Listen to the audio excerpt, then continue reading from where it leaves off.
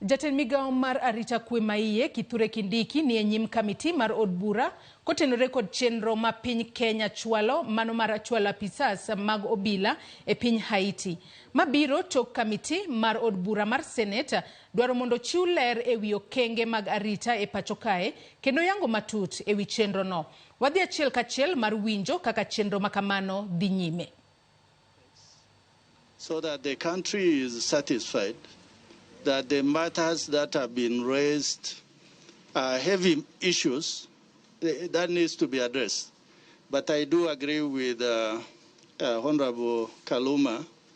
I think in future, I know once Parliament calls you, it is a duty, and the Constitution clearly says Parliament can summon anyone or any institution. But I think for this committee, we will really need quality time with you so that we get answers to as many issues as possible that are of concern to the people of Kenya. Thank you, Chair. Chair, I want to suggest, I want to support Honorable Kaluma's view. The agenda is wide and weighty, issues that affect us nationally. The CS might be a CS, but he's also a human being. He's been tackling this from morning. So I think we are not going to get the due attention that the weighty matters need. So for me, despite the fact that we've started, I think if it's not against our standing orders, we could stand this down for another day when we are all ready and the CS team is also ready to tackle all these issues. The agenda is too wide and each item on the agenda is heavy. Members, as much as I appreciate the concern, because it's true, the slated was around 11:30. I actually said personally, I've been following from the first, second, or a meeting. But considering the urgency of the matter, kindly let's allow the CS, maybe in an hour or so, we can able to evaluate how much we've already covered. Then we can able to guide and assess our situation from there. Kindly, please. So, you know, it's more time. I'm sure by now you will have covered a few issues. No, just a minute. Thank you, Chair. But I think because of the rule, when we turn, you know the rules of the please. I've made a ruling. We'll let the CS continue. But 1 hour from now is But I've made a ruling. Yeah. I've made a ruling. 3. I've made a ruling. So when the CS continue, in an hour and a half time, we'll see how much we'll cover, and we can see what can wait. Maybe defer to another day. Go on. Thank you, Chair. Point of order, Chair. Chair. Just one, Chair. Chair, I just want to check whether we have leave of the Speaker to continue beyond the required time and to absent ourselves from the Parliament at 2:30. If we have that, yeah. Chair, I would support the idea we continue. Yeah, I've done that. I've already communicated. So continue, Bwana Waziri. We will see in an hour and a half time, we can able to see how much of money to cover, probably what we will have not, and we can able to assess and make a decision from that end. Thank you, Chair. Chair, in August 2022, last year, the transitional government of Haiti made a request to the UN General Assembly for a multinational peace support operation to be deployed under the auspices of the United Nations to their country. This request, once it was made, was referred to the Security Council because the nature of the support, peace support operation that was being requested by Haiti is the type that require the authority and the legal backing of the United Nations Security Council.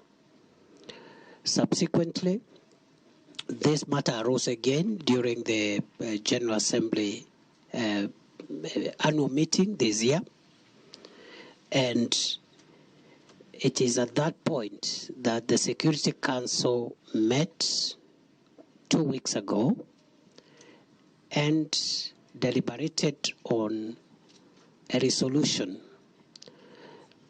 and that resolution efficiently gave the legal backing under international law for a multinational peace support mission to Haiti, and that resolution requested Kenya to be the lead nation, but not the only nation to provide troops. In other words, the Haiti mission is an international peace support mission, a UN mission, but Kenya has been given the leadership role in that mission. The legal basis for that deployment under our Constitution is as follows. Article 240,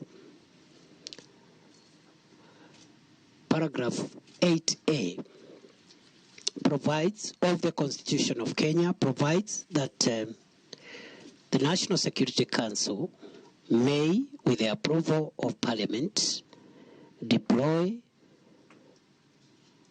national forces outside Kenya for regional or international peace support operations and for other support operations within the approval, or subject to the approval of Parliament. Our understanding, therefore, is that the request of the United Nations contained in the resolution of the Security Council for Kenya's participation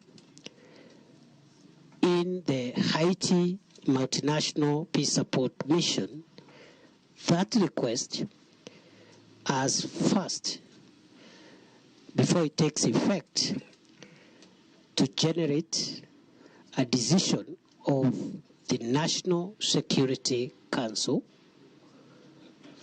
and a transmittal of that decision to the two houses of Parliament, because the word Parliament as used in Article 240 is different from other parts of the Constitution where sometimes the word National Assembly is used. For example, when it comes to deployment of the Kenya Defense Forces to support internal security operations, the word used is National Assembly. But for this kind of Article 240 approval, the word used is Parliament. Our understanding. Nyakora Muge Jwang Jafombo Marwa Walter Nyambaga.